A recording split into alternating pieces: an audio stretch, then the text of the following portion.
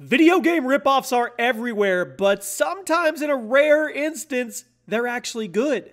We are running a $200 Amazon gift card giveaway the entire month. All you have to do to enter is like this video, be subscribed, turn on your notifications, and leave a comment why you want to win it with your Twitter handle attached. I will announce the winner at the end of the month on Twitter.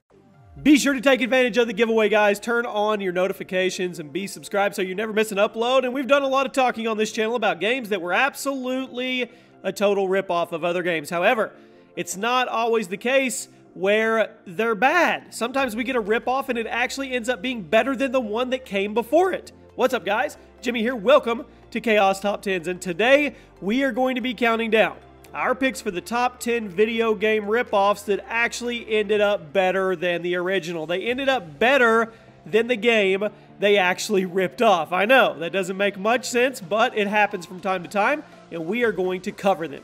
Kicking off our list at number 10, and this one may shock you, Guitar Hero is actually a ripoff of Guitar Freaks. That's right! This wildly popular game, or at least used to be wildly popular rhythm game series, and everybody knows the Guitar Hero formula. You get your guitar with the colored buttons, the notes come at you to the music, and you play along. Well, that's not exactly Guitar Hero's formula. Guitar Hero is actually a straight rip of an arcade game called Guitar Freaks that was released in Japan in 1999 that featured plastic guitar controllers, colored buttons, and identical gameplay to the Hero series. As it turns out, Red Octane, the developers of Guitar Hero, were the makers of the actual guitar controllers for Guitar Freaks, which is what inspired them to take the concept and make it even better. And I want to know how well you were listening. How many times did I say guitar during that sequence? Sticking with the music theme, Rock Band, ripoff of Guitar Hero? And we're going to stay on the topic of rhythm games and making them better. Next up, we have Rock Band, which is a straight-up ripoff of Guitar Hero, which is a straight-up ripoff of Guitar Freaks. After the release of GH2, the teams involved with the series split. Half of them started developing on Guitar Hero 3, and the other half went to EA and started their own studio called Harmonix. And yes, they started development on Rock Band. It was just Guitar Hero, but with more instruments. As opposed to the over-the-top and cartoony style of the original Guitar Hero, Rock Band went with a more realistic approach, which is what drew many people into it. So while you may have your own opinion on which one is better, Guitar Hero or Rock Band, now you know that they're both absolute ripoffs of Guitar Freaks and each other. It's like this big, rip-off circle, if you will. But I want to know in the comment section, which one did it better, Rock Band or Guitar Hero?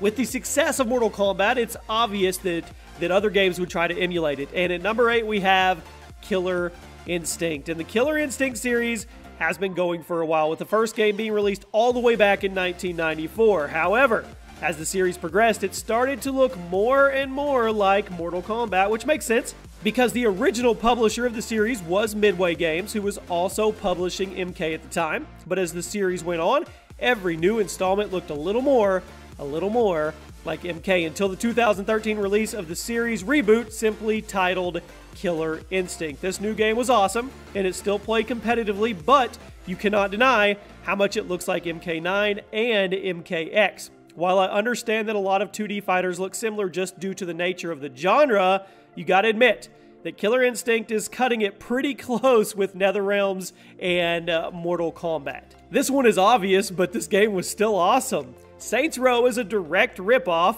of Grand Theft Auto. Now, Saints Row has since started to branch out and make a name for itself as a series. It started off as a 100% rip of GTA, and in many ways it still is one. An open world crime game where you can do whatever you want in fictional recreations of real locations. Does that sound familiar? In recent installments, Saints Row has started to be more of an over-the-top version of GTA. That's kind of their style. That's what they're going for to be their marker, but it's still pretty obvious. If there was no GTA, there would not have been a Saints Row.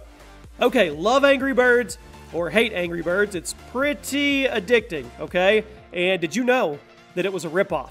It ripped off a game called Crush the Castle, and the Angry Birds formula is nowhere near original. In fact, it's one of the most blatant ripoffs that I've ever seen. Crush the Castle was released almost a full year before Angry Birds, and it was pretty much everything that the mobile game does. You have your catapult that you need to line up shots with the towers with, you have the certain projectiles with special abilities, and pretty much all of the special Angry Birds are ripped straight from this game's power-ups, like the one that splits into 3, the one that explodes, the one that's bigger than the rest and hits harder. Does it all sound familiar? It's all right there. So while you didn't hear people talk about this more often and say, why is this such a blatant rip? It's because Angry Birds was a better game and they marketed it better, but all they did was take Angry Little Birds and replace them with the power-ups from Crush the Castle. So it's better, but it was still a ripoff. Cracking into the top 5, and how dare it's just blasphemy to say Super Mario Brothers it was a ripoff, but it was. Super Mario Bros. 2 ripped off Yumi Koji Doki Doki Panic. Wow.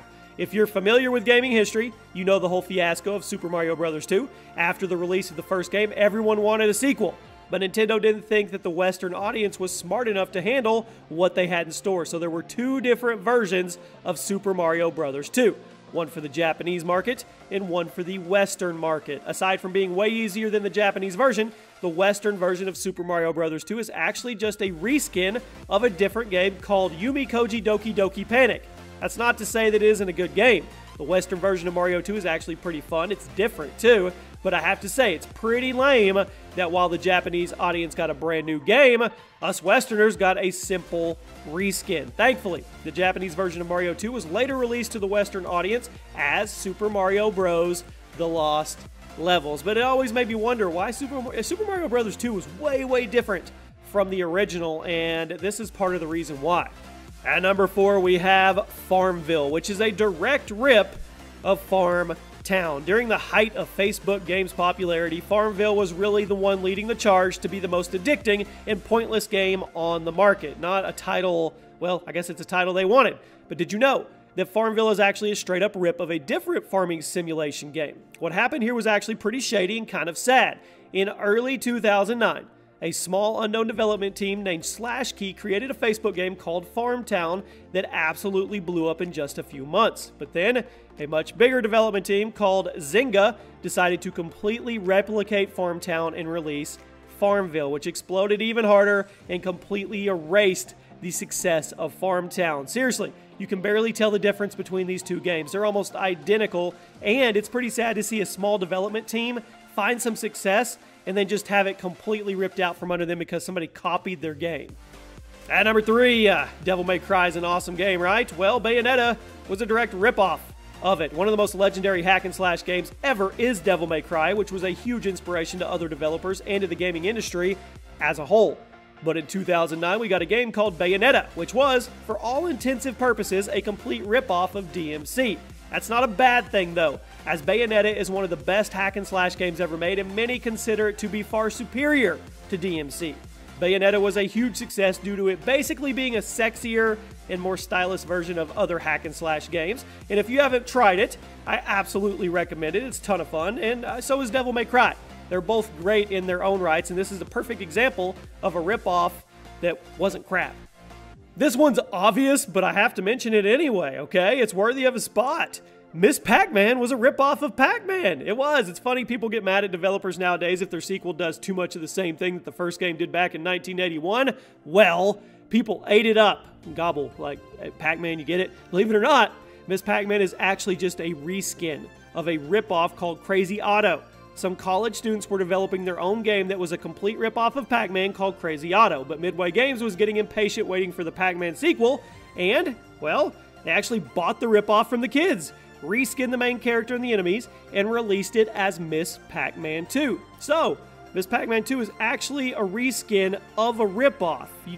You don't see that every day. The rabbit hole gets deep. And at number 1, we have Pong. Did you know that Pong is actually a total ripoff? It is, of a game called Table Tennis, the most famous video game ever. The game, credited with kickstarting an entire industry, is predicated on a ripoff.